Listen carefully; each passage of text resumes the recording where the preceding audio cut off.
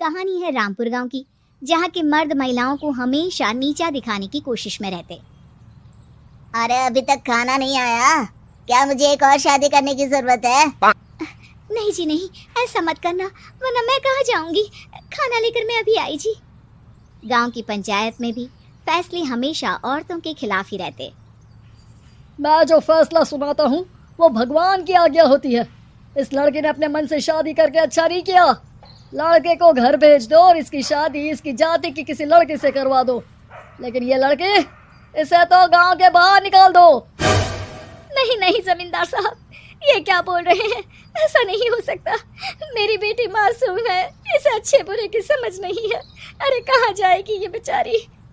कहाँ जाएगी? इतनी चिंता है तो पूरे परिवार का गांव निकाला कर देते हैं। बेचारे पूरे बसे बसाए परिवार को गांव छोड़ना पड़ता है।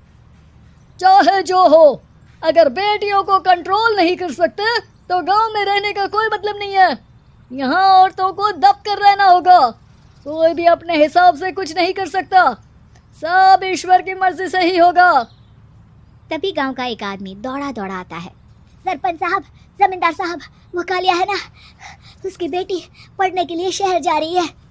अच्छा, ये कब हो गया? और कालिया की हिम्मत कैसे हो गई ऐसा करने की? लेकर आओ उसे और उसकी बेटी को। बस फिर क्या था, हाजिर हो जाते हैं कालिया और उसकी बेटी सरपंच के सामने। अरे कालिया, ये क्या सुनने में आ रहा है? बेटी को इंजीनियर बना रहा है तू? और ये बता, गांव में तो स्कूल नहीं है, फिर कहाँ से इतनी क्लास पास कर गई तेरी बेटी?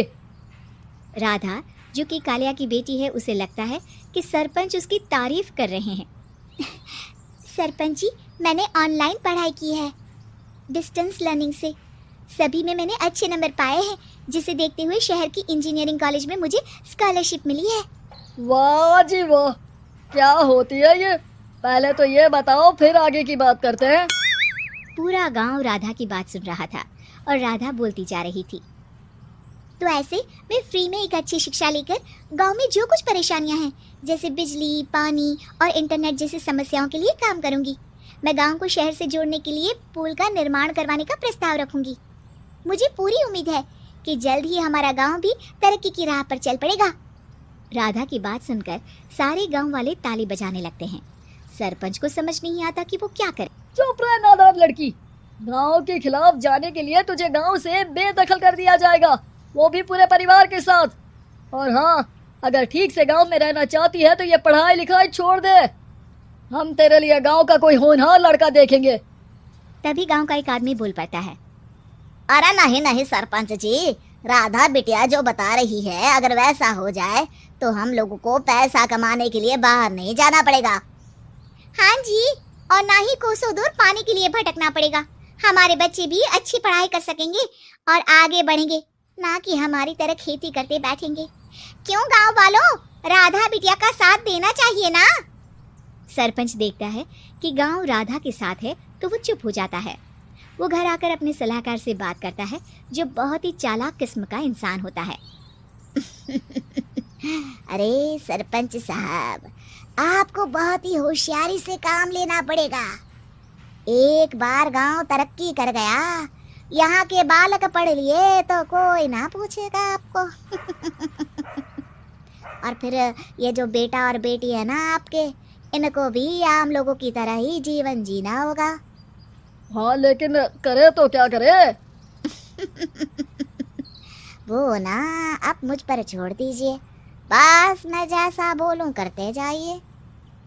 अगले रोज सुबह जब गांव वाले सोकर उठते हैं तो राधा के घर के बाहर और साथ ही वो लोग जिन्होंने राधा का सपोर्ट किया था, उनके घर के आगे लाल रंग से कल आऊंगी लिखा होता है। कल आऊंगी? ये क्या होता है? अरे यह तो खून से लिखा है, लगता है कोई भूत प्रेत या चुड़ैल का साया है। चलो सरपंच जी के पास चलते हैं। सभी सरपंच के पास जाकर उसे सारी बात बताते हैं। और ये तो बड़ी मुश्किल की बात है। चलो, मैं एक बाबा को जानता हूँ, उन्हें बुला लेता हूँ। सरपंच बाबा को लेकर गांव के घर के बाहर जाता है। ओहो, तो ये वो चुड़ैल है। जो उन लोगों को निशाना बनाते हैं जो गांव को बदलने का सपना देखते हैं। वो गांव को ऐसे ही संपन्न देखना चाहती है, वो नहीं चाहती कि कोई बाहरी यहाँ का कायाकल्प करे। क्या तुम लोगों में से किसी ने गांव को बदलने की सोच रखी है? तभी राधा की माँ रोते रोते आती है। मेरी राधा घर से गायब हो गई है। अरे कोई तो बचाओ, मेरी बच्ची कहाँ गई?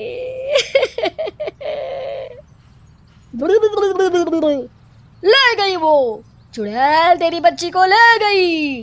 अब वो उसे श्रापित करके छोड़ेगी, उस पर चुड़ैल का साया हो जाएगा।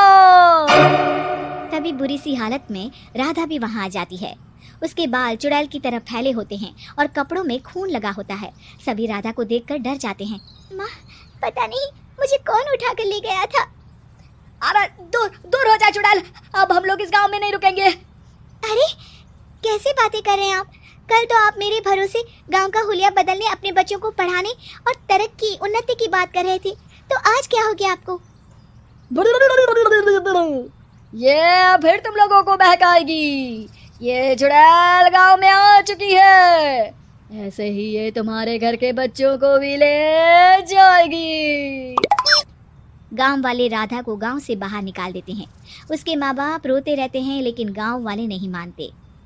मैं भी अपनी बहन के साथ गांव के बाहर रहूंगा, लेकिन वो पढ़ाई नहीं छोड़ेगी। वहीं सरपंच के घर पर सलाहकार कहता है,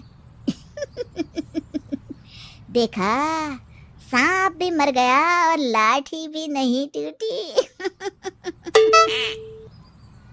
लेकिन अगले ही दिन सरपंच के घर के बाहर भी वही शब्द लिखे होते हैं।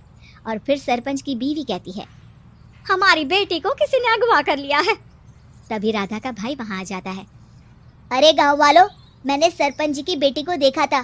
वो चुड़ैल उसे उठाकर ले जा रही थी। अरे क्या मजाक कर रहे हो? नहीं नहीं सरपंच जी, आप नहीं जानते। वो चुड़ैल अब आपकी बेटी में आ जाएगी, जैसे राधा के अंदर आ गई थी।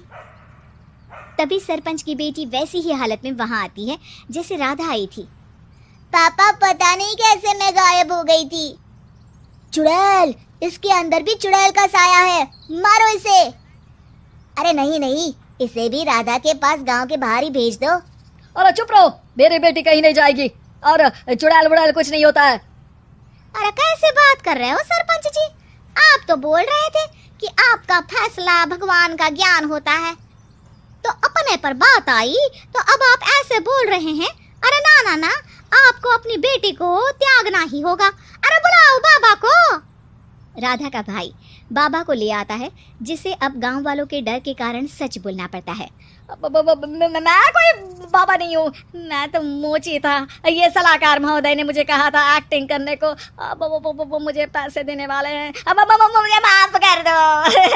गलती हो गई, मुझे माफ कर दो। तभी वहां राधा आ जाती है। देखा सरपंच जी, जब गांव के बच्चे साक्षर होंगे तो आप जैसे लोगों की चालाकी नहीं चलेगी।